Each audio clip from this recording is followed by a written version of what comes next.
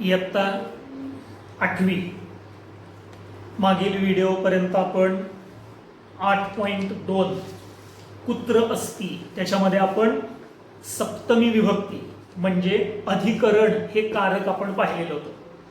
आता आपल्याला पुढचा भाग बघायचा आहे, पान नंबर 25 8.3 सहाय्यकाः। आता सहाय्यकाः याचा अर्थ सहाय्य करणारे, म्हणजे आपण ज्या ज्या काही क्रिया करत असतो, ज्या ज्या काही कृती करत असतो, त्या क्रिया किंवा कृती करत असताना कशाच्या ना कशाच्या तरी सहाय्याने करावे लागतात। आता उदाहरणार्थ मला जर लिहायचं असेल तर ते लिहिण्याची क्रिया मला हाताने करावी लागेल किंवा पेनाने करावी लागेल। पाहण्याची क्रिया आहे ती डोळ्यांनी करावी लागते, बोलण्याची क्रिया आहे ती तोंडाने करावी लागते, ऐकण्याची क्रिया आहे त्याच्यासाठी साधन काय आहे, कान हे साधन आहे त्याचं, म्हणजे कानाच्या सहाय्यानं ऐकण्याची क्रिया केली जाते। चालायचंय त्याच्यासाठी पाय आवश्यक आहेत, म्हणजे पायाच्या सहाय्यानं चाललं जातंय। म्हणजे अशा प्रकारानं नाक आहे, नाकाच्या सहाय्यानं वास घेतला जातो, जीभ आहे जिभेच्या सहाय्यानं चव घेतली जाते, दात आहेत दाताच्या सहाय्यानं चावलं जातं अन्न। म्हणजे अशा सगळ्या क्रिया करत असताना अशा अनेक क्रियांना काही ना काहीतरी सहाय्यकाची गरज भासत असते। आणि म्हणूनच या ठिकाणी आपल्याला जो भाग शिकायचा आहे आज तो आहे सहाय्यकाः। आता सहाय्यक याच्या माध्यमातून आपल्याला तृतीय विभक्ती बघायची आहे, आणि तृतीय विभक्तीचं कारक असतं त्याला म्हणायचं करण। करण, कर्ण वेगळा, कर्ण म्हणजे कान, कर्ण शब्द वेगळा, करण असा शब्द आपल्याला बघायचा आहे। आता करण म्हणजे क्रियेचं साधन, म्हणजे ती क्रिया कशाच्या सहाय्यानं केली जाते म्हणून त्याला म्हणायचं करण। आता आधी आपण पुस्तकातला भाग बघूयात आणि मग आपण नंतर पुन्हा हा भाग सविस्तर समजून घेऊया। आता आपलं पुस्तक, लेखन साहित्य सगळं समोर ठेवा, जो भाग महत्वाचा आहे तो आपल्या वहीमध्ये लिहून ठेवा। आता पान नंबर 25 उघडा आणि त्या ठिकाणी आपला भाग आता आपण बघूया। आता 8.3.1 हा घटक आधी आपण बघूया। सहा सुधाखंडेन लिखती, तो खडूने लिहितो। आता यात क्रिया काय आहे, लिहिण्याची क्रिया आहे, लिखती लिहितो। मग आता ती लिहिण्याची क्रिया तो कशाच्या साहाय्यानं करतोय, सुधाखंडेन म्हणजे खडूच्या साहाय्यानं करतोय। म्हणून खडू हे त्या लिहिण्याच्या कृतीचं काय आहे, साधन आहे। म्हणजे एखादी कृती कशाच्या साहाय्यानं केली जाते त्याला म्हणायचं सहाय्यक, आणि जो सहाय्यक असतो त्याची नेहमी तृतीय विभक्ती वापरावी लागते। सुधाखंडः त्याची तृतीय विभक्ती काय वापरली, सुधाखंडेन। दुसरं उदाहरण बघा, अहम चरणेन ताडयामी, चरण म्हणजे पाय, मी पायाने मारतो, ताडयामी मारण्याची क्रिया आहे, मग मी ती कशाच्या साहाय्यानं करतोय, पायाच्या साहाय्यानं, म्हणून चरण शब्दाची तृतीय वापरली चरणेन। अहम चमसेन खादामी, मी चमच्याने खातो, खाण्याची क्रिया आहे ती कशाच्या साहाय्याने, समजा हाताने करत असेल तर हस्तेन खादामी, हाताच्या साहाय्यानं खातोय म्हणून हस्तेन, इथं चमच्याच्या साहाय्यानं खातोय म्हणून चमचेन किंवा चमसेन। लक्षात येतोय का भाग बघा। पुढं, सा हस्तेन वादयती, ती हाताने वाजवते, हस्त वाजवण्याची क्रिया आहे ती हाताने करते म्हणून हस्तेन। मग आता खाली बघा, हे सगळे शब्द कशा आहेत, पुल्लिंगी शब्द आहेत। मग आता पुल्लिंगी शब्दाची तृतीय कशी वापरायची हे इथं लक्षात घ्यायचं। खाली कृती बघा, शिक्षकः एकैकम शब्दम वदती, शिक्षक एकच शब्द म्हणतील आणि त्याची तृतीय तुम्ही सांगायची. म्हणजे कशा प्रकारे, दंतकूर्चः, दंतकूर्च म्हणजे दात घासायचा ब्रश, दंतकूर्चः दंतकूर्चेन, अहम दंतकूर्चेन दंतधावनम करोमि, मी ब्रशने दात घासतो असा अर्थ झाला. मग कशाच्या साह्यानं दात घासतोय, ब्रशच्या साह्यानं, म्हणून दंतकूर्चेन.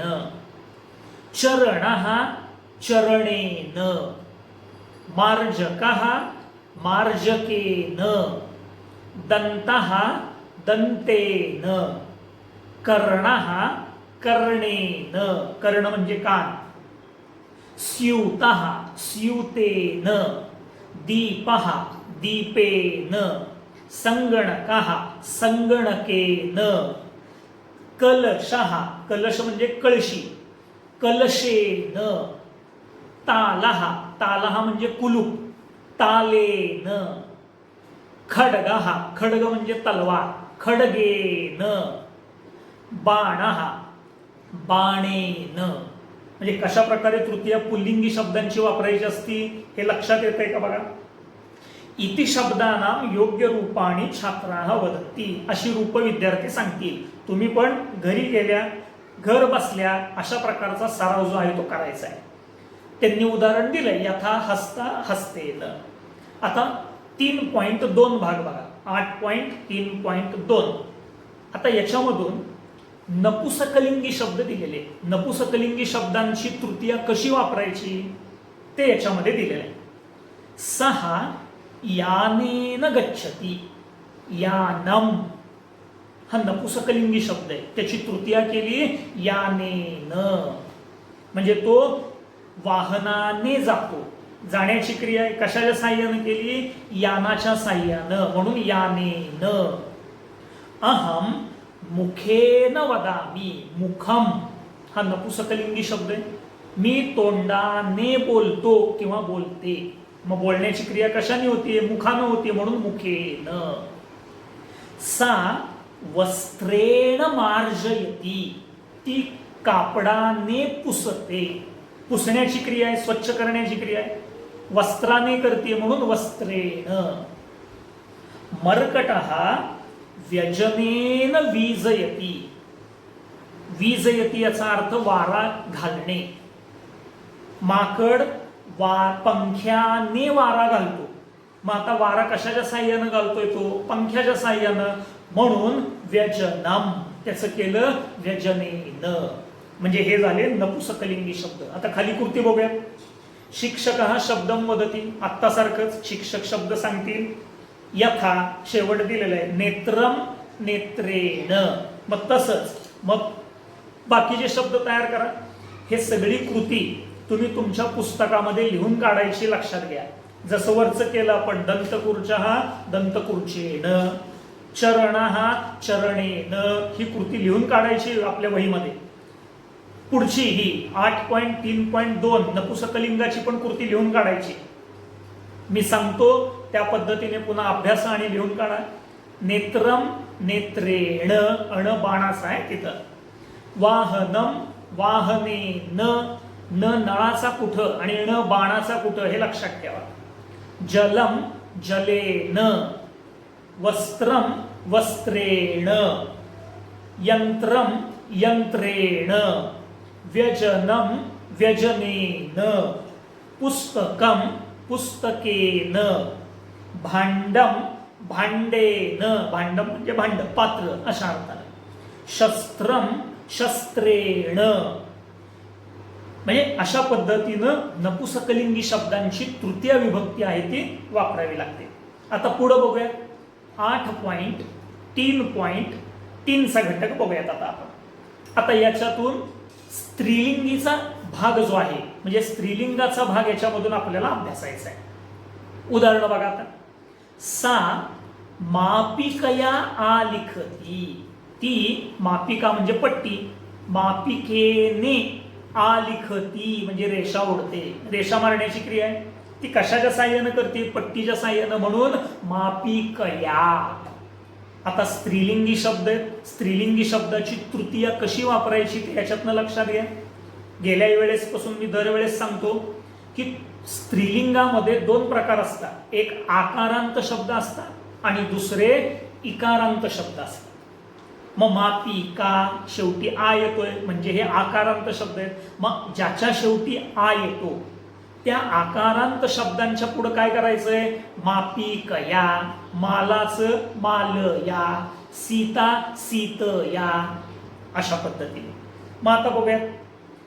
बालिका छुरिकया कर्तयती, छुरिका म्हणजे सुरी, कर्तयती म्हणजे कापते. मुलगी छुरिकया कर्तयती, सुरीने कापते. आता कापण्याची क्रिया कशाने केली जाते, सुरीनं, म्हणून छुरिका आकारांत शब्द आहे त्याचं काय केलं, छुरिकया. म्हणजे आकारांत शब्द आले तर त्याला या प्रत्यय जोडायचा म्हणजे तृतीया तयार होते.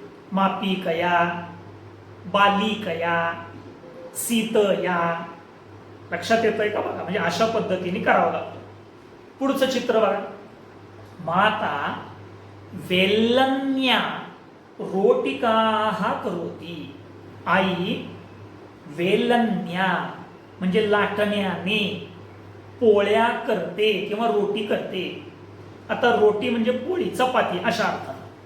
ती कशाच्या साहाय्यानं करते, वेल्लन्या. त्याचा मूळ शब्द काय आहे, वेल्लनी हा मूळ शब्द आहे. मग वेल्लनी, त्या नी मध्ये काय आहे, दीर्घ ईचा उच्चार होतो कारण दुसरी वेलांटी वेल्लनी शब्दाला. मग ईकारांत शब्द जर आले स्त्रीलिंगाचे तर त्याची तृतीया कशी वापरायची हे इथं लक्षात घ्यायचंय. वेल्लन्या, मापिका मापिकया आणि वेल्लनी वेल्लन्या, दोन शब्दातले हे फरक लक्षात घ्यायचे. पुढं बघा. बालकः कुप्या दुग्धम पिबती, मुलगा बाटलीने दूध पितोय. आता दूध पिण्याची क्रिया कशाने करतोय, तो बाटलीने करतोय म्हणून कुपी, त्या पीची वेलांटी दुसरी आहे म्हणजेच हा शब्द ईकारांत आहे म्हणून त्याचं काय केलं, कुप्या. लक्षात येतोय का भाग बघा. वेल्लनी वेल्लन्या, कुपी कुप्या. म्हणजे ईकारांत शब्दाची तृतीया अशा पद्धतीनं वापरायची असते. आता खाली कृती बघूया. आत्तासारखंच हे सगळी कृती पुन्हा आपल्या वहीमध्ये लिहून काढायची. 8.3.3 ची स्त्रीलिंगातली कृती.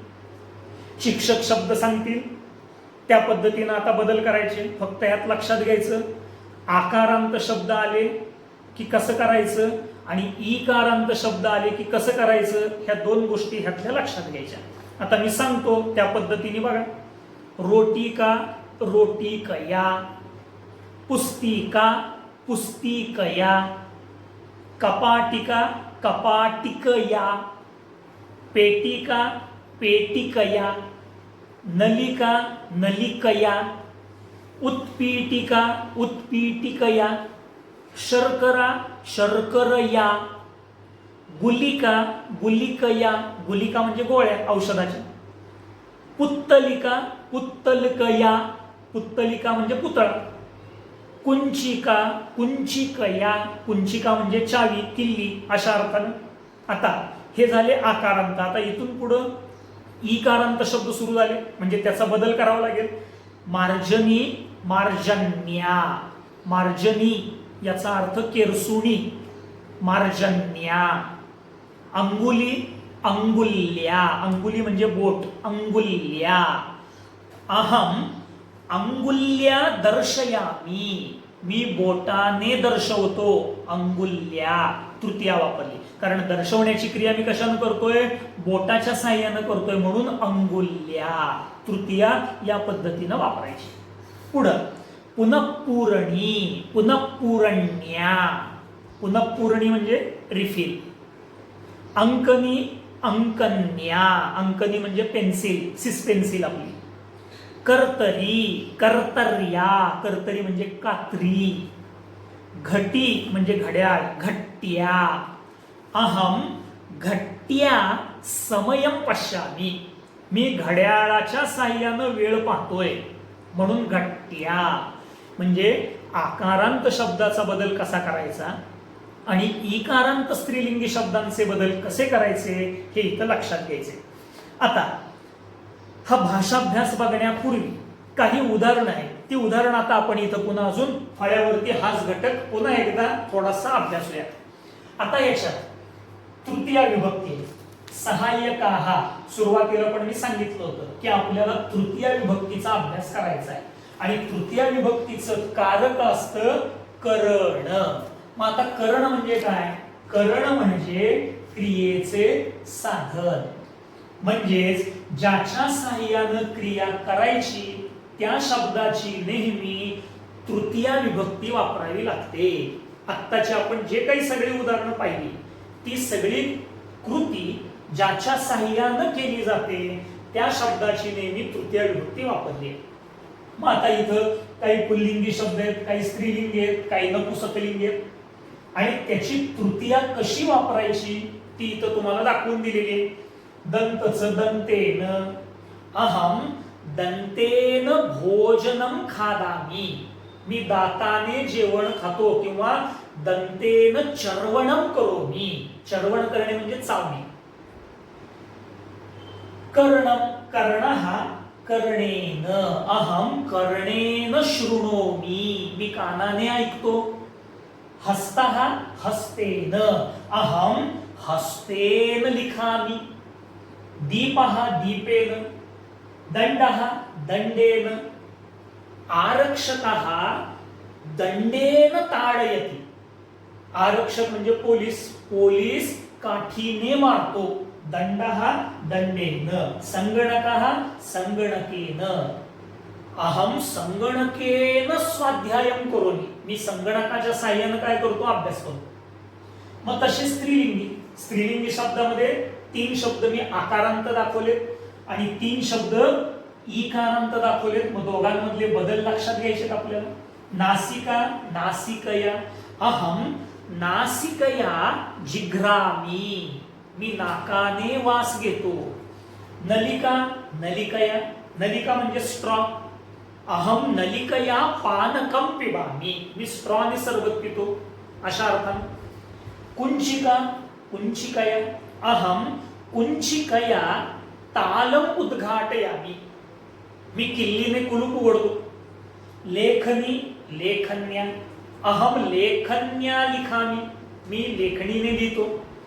कर्तरी कर्तर्या, बालकः कर्तर्या कर्तयति, कात्रीने कापतो. घटी घट्या. मग आता नपुंसकलिंगी शब्द नेत्रम नेत्रेण, अहम नेत्रेण पश्यामि. मुखम मुखेन मुखेन वदामि. वाहनम वाहनेन, बालिका वाहनेन ग्रामम गच्छति, मुलगी गावाला जाते. कशाच्या साहाय्यानं? वाहनेन, वाहनाच्या साहाय्यानं गेली. शस्त्रम शस्त्रेण, रामः रावणम शस्त्रेण हनति, शस्त्रेण, राम रावणाला शस्त्राने ठार मारतो. व्यजनम व्यजनेन, पुस्तकम पुस्तकेन, म्हणजे 3ही लिंगामध्ये कशा प्रकारे त्याची तृतीया विभक्ती वापरायची असते हे लक्षात येतंय का बघा. हा जो घटक आहे फळ्यावर सोडवलेला तोही आपल्या वहीमध्ये हा सगळा भाग व्यवस्थित लिहून ठेवा. आता आपण बघूयात पान नंबर 25 वरचा भाषाभ्यास. आता वाक्यानी पूरयत, कंसात जे शब्द दिलेले आहेत ते शब्द नीट बघायचे. अकारांत आहेत, त्यात पुल्लिंगी आहे का नपुंसकलिंगी आहे, आकारांत आहे का, ईकारांत आहे का, आणि हे शब्द नीट पाहून मग त्याच्यापासून त्याची योग्य तृतीया विभक्ती वापरायची आहे. पहिलं वाक्य बघा, महिला द्रोणी, मग त्याचं काय होणार? द्रोण्या. द्रोणी याचा अर्थ बादली. महिला द्रोण्या जलम आनयती, महिला बादलीने पाणी आणते. दुसरं वाक्य, बालकः चमसेन खादती, चमसेन. सा हस्तेन रोटिकां खादती. सः दंडेन ताडयति.